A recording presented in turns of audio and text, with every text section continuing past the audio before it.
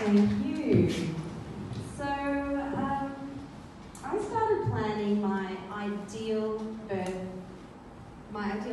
when I was about 5 months pregnant with my now 5-year-old son, Luca. Marco, my husband, and I went to a birthing weekend to learn all about calm birthing. So we were learning about concepts like your contractions were sensations, and you had to ride the waves of intensity, things like that. So the teacher informed us that I could have this orgasmic, peaceful, pain-free birth. And after 2 days of this, I was convinced that I was going to have an Oscar-worthy birth. I walked out of the weekend clutching a USB stick with meditations, relaxation meditations, and I followed those meditations every night. I was a really good student. Fast forward, getting around closer to when I was my son's due date, I started to get really restless, just staying inside the apartment, knowing that this is going to happen sometimes, and I started to have these phantom contractions or sensations. But I was up for an adventure this one day, and I said to my husband, Marco, we're going to go on a trip up to Bribey Island. We're going to go and see my grandparents. We're going to do that the last time before we're stuck in a baby. So, we did that, and fast forward 8:30 p.m. November the 6th, we just settled down to watch some television with my grandparents when I felt a really sharp pain in my uterus. And I thought, that's funny, okay, if it happens again, I'll stand up and walk around and move through it.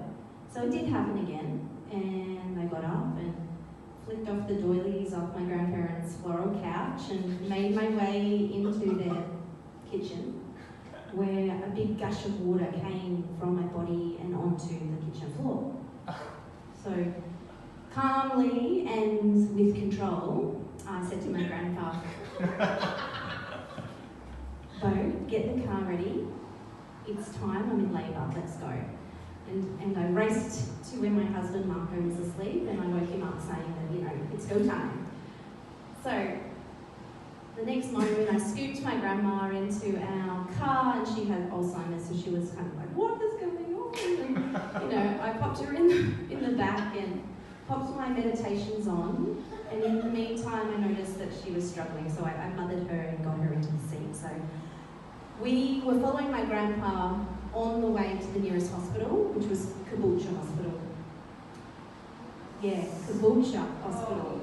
So this was not in my plan at all. When we arrived at Caboolture Hospital, I walked up to the emergency department and passed the singlets and the thongs and the stubbies, and I was like, I think I'm having a baby. And there was no wheelchair, they were just like, I'm just up 2 flights. So I arrived at the birthing suites in Caboolture Hospital, and a nurse took me into this sterile room and laid me on this couch, and there was like dentist lights on top of me and a mural of Australian wildlife animals on the wall. It's completely not what was in my plan. So it was around this time that I started to remember the signs that were telling me that I shouldn't be where I was that day, like the tyre that was flat on the way to Bribey Island. But I was determined to still have that perfect birth. So she said to me, you can have the birth here, or if you want, you can risk going to the Gold Coast Hospital where you want to have your water birth. And at this time, my rational mind had just shut down. And I was going into this deep, primal part of me where it was only the present moment that was all that I could find. And so, thankfully, Marco, my husband, stood up and went, yeah, we'll go, we'll risk it. So he must have instinctively known that that's what I wanted, or he was scared of the repercussions. So we said, see you later to my grandparents, and it was midnight, so they're heading on home going, what the heck's happening? And we took an hour and a half drive along the Pacific Highway in the pouring rain in the middle of the night to get to this hospital that I really wanted to birth at. And the contractions were becoming more intense, like every 45 seconds the pain was building up. And I was just marking time by seeing the landmarks go past until finally we got to the exit of the Gold Coast Hospital after there was some roadworks. I was like, Marco, you got to get out and tell them that I'm having a baby. Okay.